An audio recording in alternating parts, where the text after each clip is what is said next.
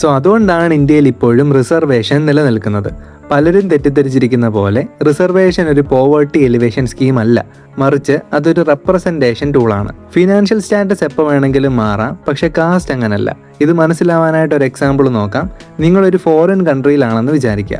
അവിടെ ഒരാൾ നിങ്ങളെ ഒരു റേസിസ്റ്റ് സ്ലർ ഉപയോഗിച്ച് അറ്റാക്ക് ചെയ്യുന്നു. നിങ്ങൾ ഹെൽപ്പ് ചോദിച്ചു പോകുന്ന പോലീസ് സ്റ്റേഷനിലും കോർട്ടിലും ഉള്ളവർ മുഴുവൻ ആ അബ്യൂസറിന്റെ സെയിം കമ്മ്യൂണിറ്റിയിലാണെങ്കിൽ അവർക്കൊരിക്കലും നിങ്ങളുടെ പെയിൻ മനസ്സിലാവണം എന്നില്ല.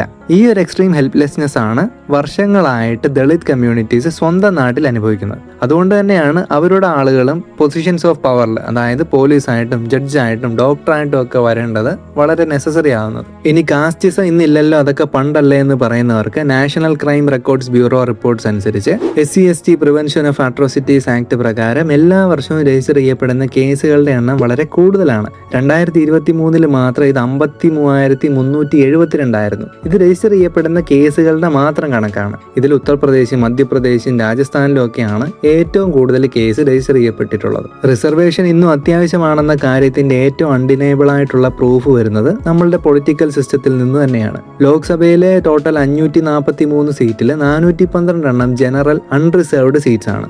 അതിൽ 82 സീറ്റ്സ് SCക്കും 47 സീറ്റ്സ് STക്കുമാണ് റിസർവ്ഡ്. 2024 ദലിത് കാൻഡിഡേറ്റായ അവധേഷ് പ്രസാദ് അൺറിസർവ്ഡ് ആയിട്ട് ഫൈസാബാദ് സീറ്റിൽ ജയിച്ചപ്പോൾ അതൊരു മാസീവ് മീഡിയ ഫ്രൻസി ആയിട്ട് മാറി.